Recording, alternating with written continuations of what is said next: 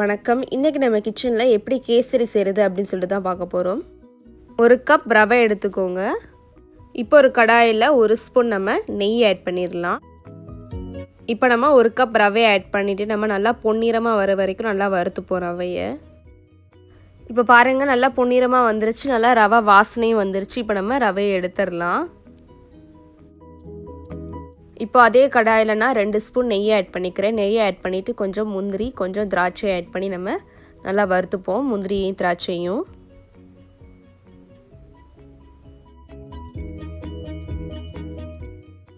இப்போ நம்ம வறுத்த நெய்யிலே தேங்காய் பால் ஆட் பண்ணிடலாம். 1 கப் தேங்காய் பால் ஆட் பண்ணிக்கோங்க. கூட சேர்த்து 3 கப் தண்ணீரும் ஆட் பண்ணிக்கோங்க.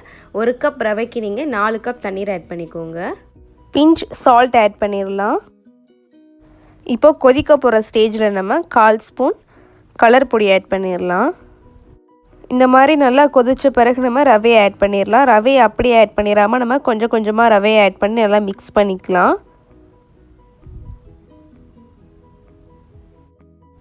கட்டி இல்லாமல் நல்லா மிக்ஸ் பண்ணிக்கோங்க. மிக்ஸ் பண்ணிவிட்டு இப்போ நம்ம சர்க்கரை ஆட் பண்ணிடலாம்.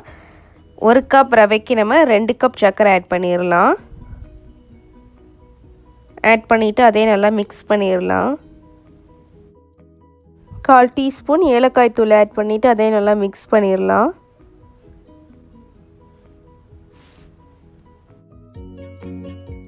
இப்போ நான் இதில் 2 டேபிள் ஸ்பூனுக்கு நெய் ஆட் பண்ணிக்க போகிறேன்.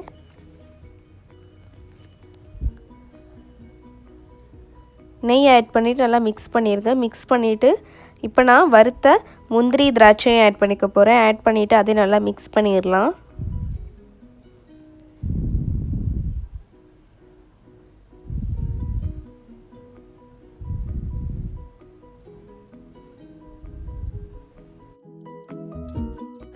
இப்போ நமக்கு கேசரி ரெடி ஆயிடுச்சு. நமக்கு சூடாக இருக்கிறனால கேசரி தண்ணியாக இருக்கிற மாதிரி இருக்குது. ஆறிடுச்சு அப்படின்னா நமக்கு நல்லா கெட்டியாக வந்துடும் கேசரி. இப்போ நமக்கு தித்திப்பான கேசரி ரெடி ஆயிடுச்சு. ரொம்ப சிம்பிள் அண்ட் ஈஸி தான். ரொம்ப டைம்லாம் எடுக்காது, நம்ம சீக்கிரமாக செஞ்சிடலாம். ஸோ கண்டிப்பாக வீட்டில் ட்ரை பண்ணி பாருங்கள். ட்ரை பண்ணி பார்த்துட்டு எப்படி இருக்குது அப்படின்னு சொல்லிட்டு கமெண்ட் செக்ஷனில் ஷேர் பண்ணுங்கள். இந்த வீடியோ பிடிச்சிருந்தா லைக் ஷேர் பண்ணுங்கள். மறந்துடாமல் சேனலை சப்ஸ்கிரைப் பண்ணி வச்சுக்கோங்க. அப்போ தான் அந்த மாதிரி வீடியோலாம் நீங்கள் உடனே பார்க்க முடியும். இதே மாதிரி நம்ம சேனலில் நிறைய ஸ்வீட் ரெசிபிஸ் போட்டிருக்கேன். அதெல்லாம் கண்டிப்பாக உங்களுக்கு நான் டிஸ்கிரிப்ஷன் பாக்ஸில் லிங்க் கொடுக்குறேன். மறந்துடாமல் அதையும் செக் பண்ணி பாருங்கள். தேங்க்யூ.